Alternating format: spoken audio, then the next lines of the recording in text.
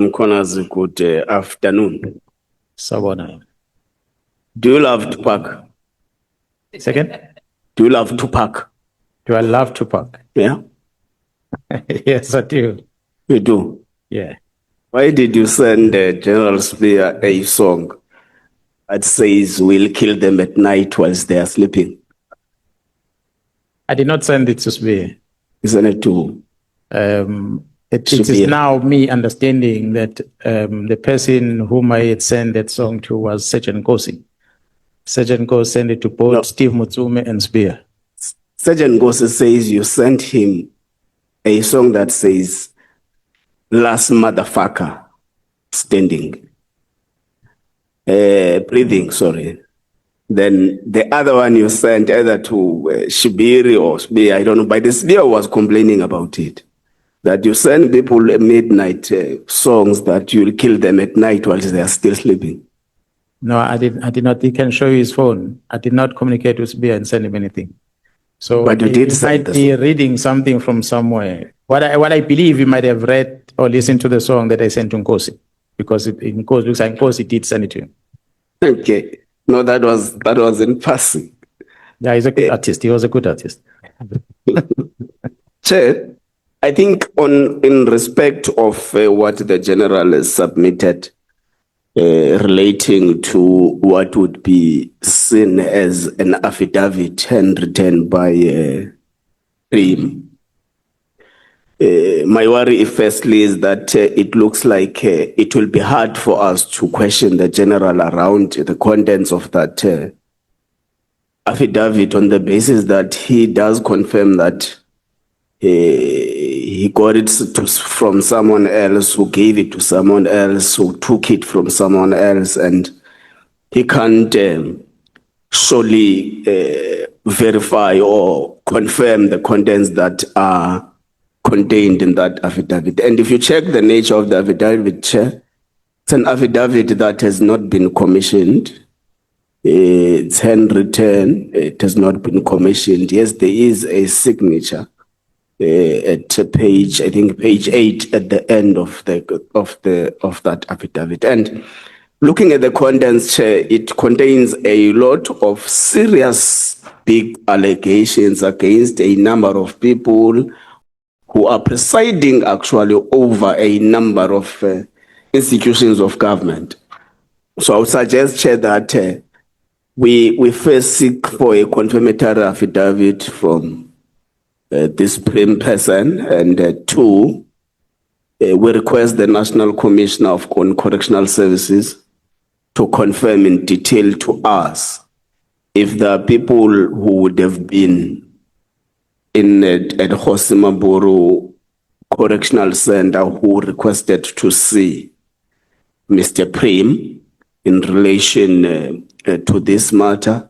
Do they have in their record any form of visit to Mr. Matlala on the 9th or 10th of September 2025? Because the allegation contained is that it's the lawyers of the minister who went and to see Mr. Matlala in a way of trying to do some affidavit. I'm sure the affidavit was meant for the appearance, according to the allegation, was meant for the appearance of Mr. Matlala before the committee. So I think, Chair, from where I'm seated, was he himself will find it difficult to confirm some of the contents in respect of that affidavit. Moving forward, Chair, I want us to go back, General, to the Mlochwa issue. The evidence leader did ask some of the questions. Before you go ahead, must just concretize this and make sure or ascertain that the request that you place on record here has been captured by the Secretariat. Because I do. When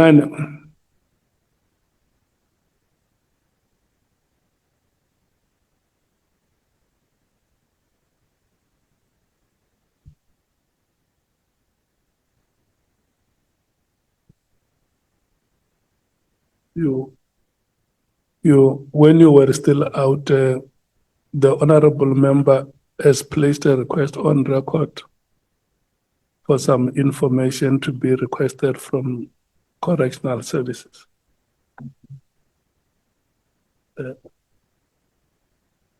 Okay. But I just wanted to make sure that that the request is recorded. Honorable member, you can proceed. Thank you very much, Chair. Thank you. That is confirmed. So, Mr. Mlochwa, General alleges that you unlawfully arrested and detained him on the borders of Mozambique without any form of a warrant, whether it's a search and seizure warrant or a warrant of arrest. He says to this committee, you called, or when I'm saying you, I mean you, maybe you or one amongst your team, called the authorities in Mozambique that he must be delivered to you at the border. So he was made to walk across the border through barefoot, being transferred from the Mozambique authorities to your team. And when he was in Mozambique on the basis of working as part of his business operations. What's your comment on that? Yeah, well, I cannot confirm in terms of how in details he was arrested. What I know is that when they conducted the departmental investigation at his workplace, they had to confirm his legal status in Mozambique. And it was confirmed that the man was in Mozambique illegally. The Border Management Agency submitted a statement where they confirmed they don't have his records crossing the border. The police in Mozambique participated in assisting with that investigation. They engaged with the office, South African High Commission office in Mozambique to help bring the person back. And as a result, the South African High Commission that side issued a temporary passport, one-way transport, for him to be brought back into South Africa. So how did he get to Mozambique? I'm told by the team that they say he was running away with a victim. They took him to Mozambique. That's why he did not clear at customs. So if he was on business, he would have stamped his passport to go across. He came here and he said his passport was taken. But for me, the passport is not the issue. The issue was the authorities that are responsible for stamping the passport, they register you in the system. His name doesn't appear there. So which means, indeed, he did not cross legally. Okay. He played a video of you here in relation to the burning of his house. And he says it is not true that the house was burnt by the community. You guys are doing a cover-up. The police or whoever was working with the police at the time, including a private individual who's a brother to the alleged person who has been kidnapped, connived and did a cover-up, burned the house and said the house was burnt by the community. And he actually brought an affidavit, handwritten affidavit, that he claimed was from the ward councillor. Are you aware of that? No, I'm not aware. However, I saw the videos that were played before this at the committee. I watched them. Okay. So he says also there is a shop just across, close to the property that was burnt. And the police there's a camera in that shop. So police went to the owner of that shop and paid 2,000 rands for them to get the footage and destroy it. What is your knowledge about that? I have the footage from that shop given by the same police that he alleges they destroyed. Do you know about the 2,000? No, I don't know about the 2,000. But I know about the footage and I shared it with the evidence leaders. It's a footage that I was saying that we can flight it here if you so wish. If the team investigated and destroyed it, why did they share that with me? Because they claim that it is part of their case. Okay. He also alleges that you, amongst the people who drove them to a farm, tortured them, made them strip naked, made mockery of them. And he said, your attendance in the torturing was confirmed by his co-accused. That someone who was in the room or in the house or wherever it was in the farm said, because his eyes were wrapped up. So someone said to the co-accused, please tell your co-accused who has arrived. And that person said, is the Provincial Commissioner of SAPS, General Mkhonas, who has arrived in the scene where they were tortured. What's your comment on it? Well, there's a total lie. What I'm glad is that if there is a case open to investigate, it would uncover those things. Because from what I was told is that I was implicated to be with the team the entire period, not only in one era. From what I gathered, that I was in the burning of the house, and I was in the arrest in Joburg and every other place.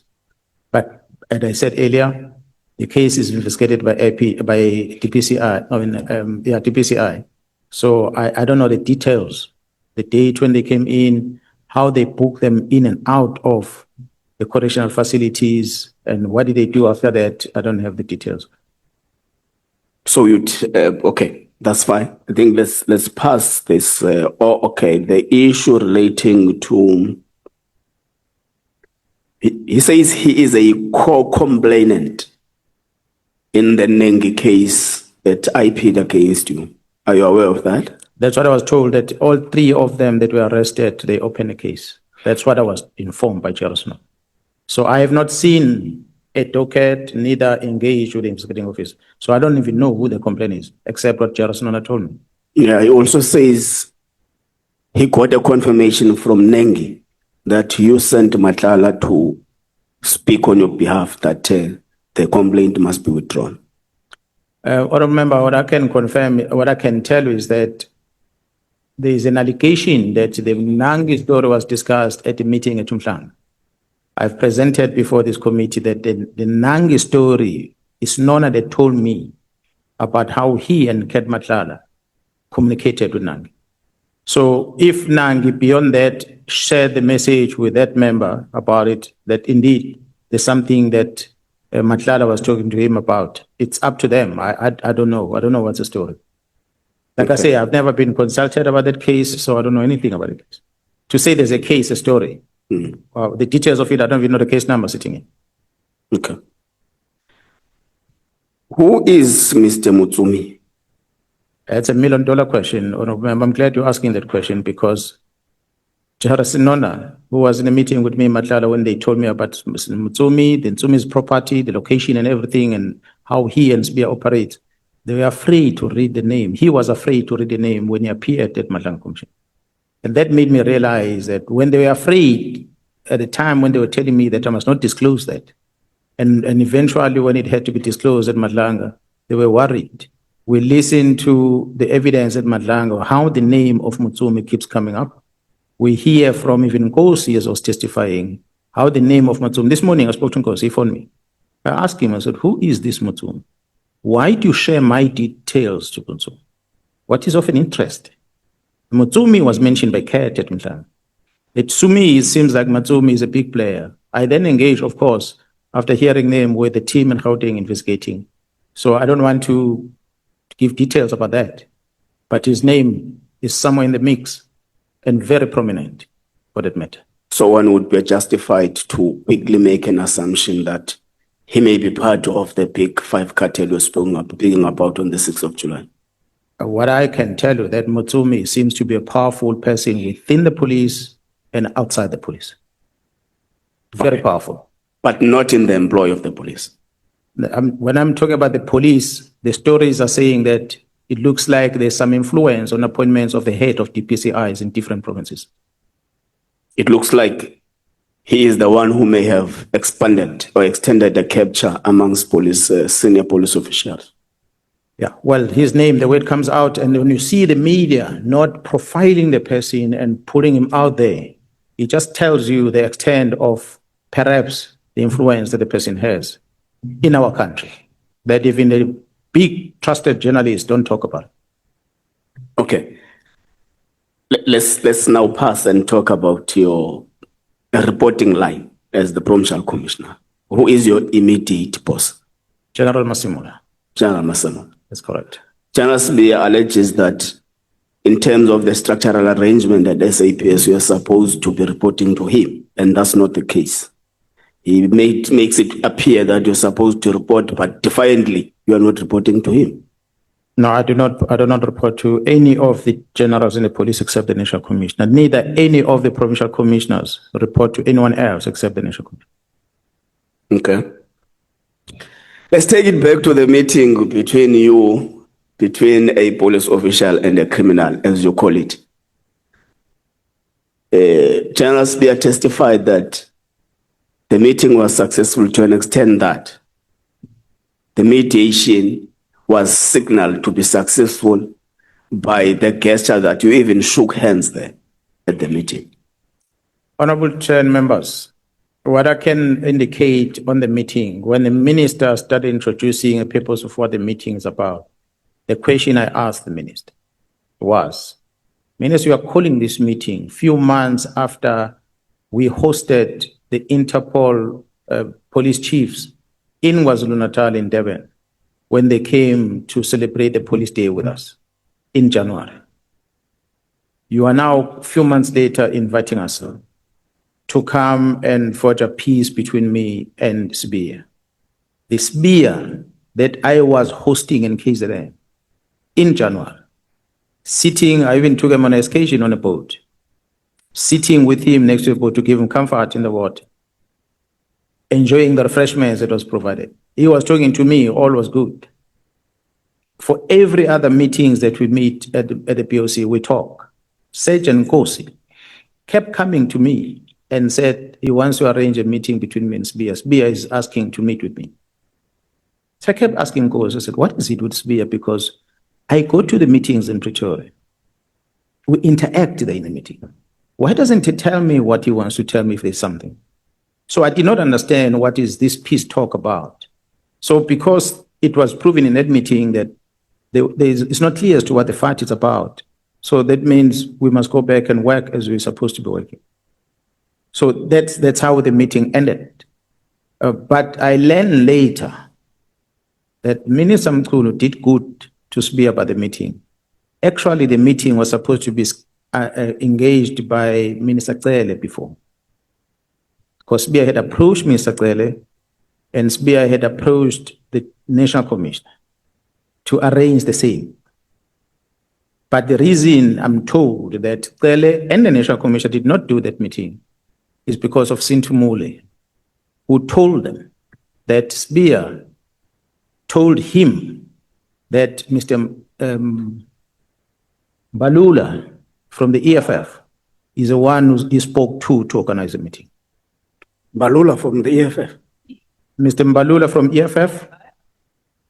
Oh, sorry, yes, Mr. Oh, yes. Malema from EFF. I'm bad with these mixing up of names. My apologies. Mr. Julius Malema from EFF was going to... I have a problem with names today. You always twist them around. Mr. Julius Malema, these allegations. Mr. Julius Malema, Sibia has spoken to Julius Malema to arrange a meeting between me and Sibia. So there's no need for the Minister Mcele and the National Commission to arrange. So this I hear from the National Commission. Why do I say this, Honorable Chair?